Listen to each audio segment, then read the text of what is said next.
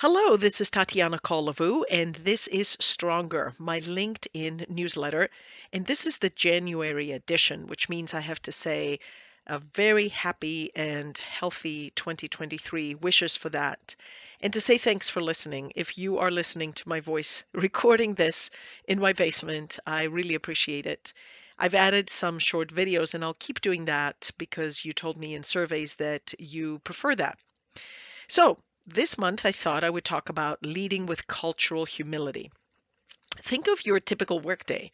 You interact with colleagues, customers, and members of platforms like LinkedIn all the time.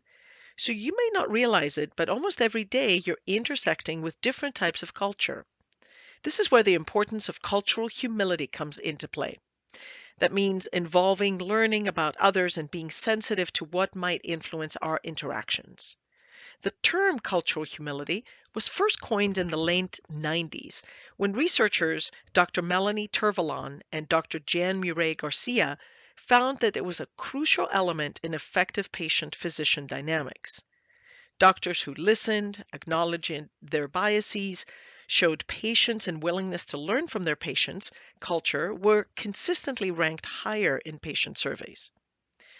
You may ask yourself, is there a translation from the field of medicine to the business world? The answer is yes.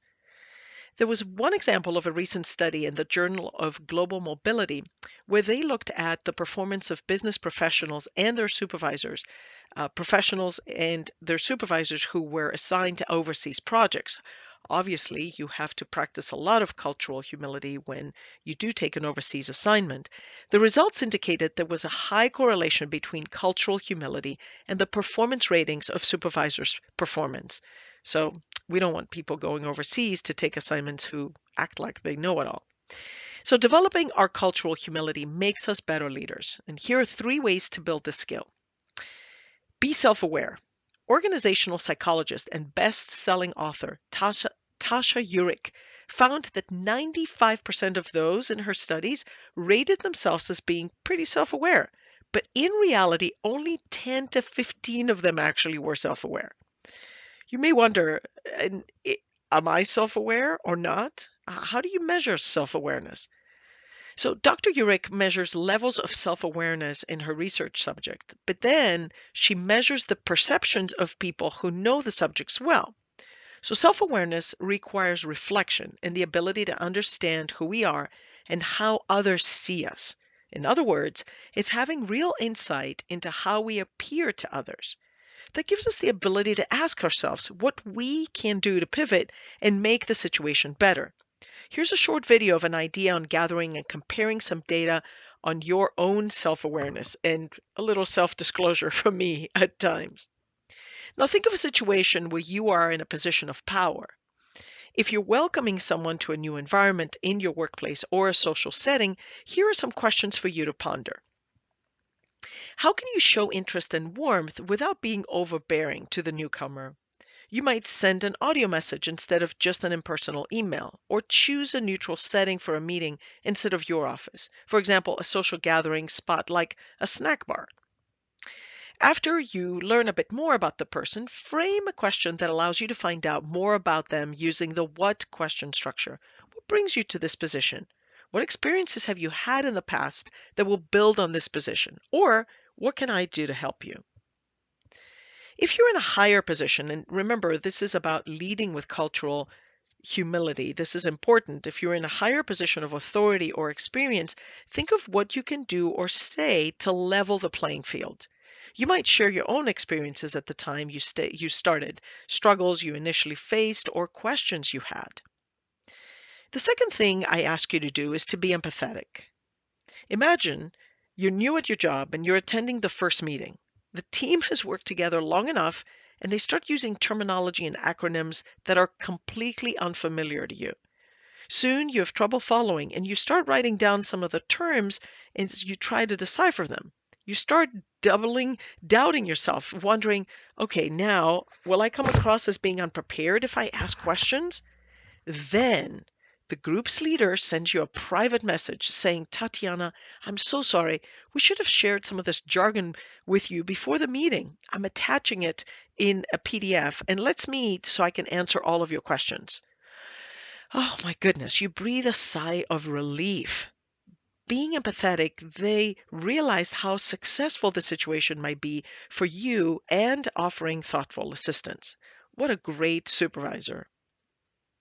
If you're in a position of influence, again, we're talking about leadership, the onboarding of a new member of a team, make the time to ask fellow team members what made things easier for them when they started. It will remind them of their own struggles and raise their empathy and maybe also inspire new ideas to help new employees. What can you do to make both the social and physical work environment more welcoming? Who in the company would be a good resource for the new employee to contact?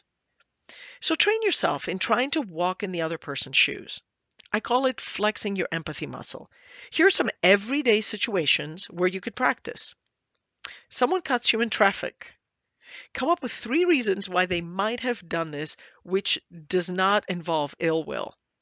My husband gets upset when we drive. I do this all the time. I say, what if they're just hurrying to go and get their kids from daycare? What if he doesn't like it when I do that?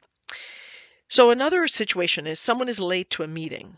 Before assuming that they're being unprofessional or trying to annoy you, recall times when you've been late to a meeting and thought of no fault of your own. It's not a fault of your own. Things happen. Finally, your colleague is not responding to your messages. List 3 important projects he or she is involved in, which might be consuming their time and their energy. Finally, in an attempt to lead with more cultural humility, listen attentively. This may be the toughest skill to practice in the work world, considering deadlines, schedules, and overflowing inboxes. Listening mindfully involves pausing any ongoing thoughts that you're having to fully take in the information being shared with you. This should include paying attention to nonverbals, tone of voice, emotion, or any lack thereof. Then engage further with encouraging open-ended questions. Asking questions is not an interruption. Asking questions is gathering more information and it's trying to understand better. But you can say things like, tell me more about this, or help me understand. In this way, you're showing that you have entered the conversation without complete knowledge. Remember, for cultural humility, this is important. I learned another mindful listening response for Francesca Gino's LinkedIn Learning course. If you have not taken it, it's on curiosity. It's fantastic. Responding with an "in your opinion" style of question. It's a great way to put yourself in the learner's seat and encourage the other person to share their viewpoint. Remember, if you are in a leadership position, in a position of power, this is important. This could even work in a setting where you're in a leadership role like a supervisor, a manager, or even a physician. Some of you may know that my son has been dealing with some medical issues, and at a recent appointment where a medical specialist was evaluating Alexi, I was impressed when the doctor said, in your opinion, which of these 2 movements is harder? Wow. I mean, right out of the textbook. It was a simple yet effective way to communicate openness and inclusiveness while determining whether Alexei had understood him. The skills of cultural humility involve a lifelong commitment. We can all benefit by learning to remain open and inclusive in our ever-changing world by using these skills to improve ourselves and the world around us. I share more ideas in a new course that I just published in the beginning of the year called Cultural Humility and Agility on LinkedIn Learning. And I made it free on my LinkedIn feed just in the beginning of the year. It was about 2 weeks ago. So check it out and let me know what you think. Also, follow me on LinkedIn and be sure to send this newsletter, Stronger, to a friend you think would benefit. Thank you so much for listening again, and please send me some of your questions. Take care.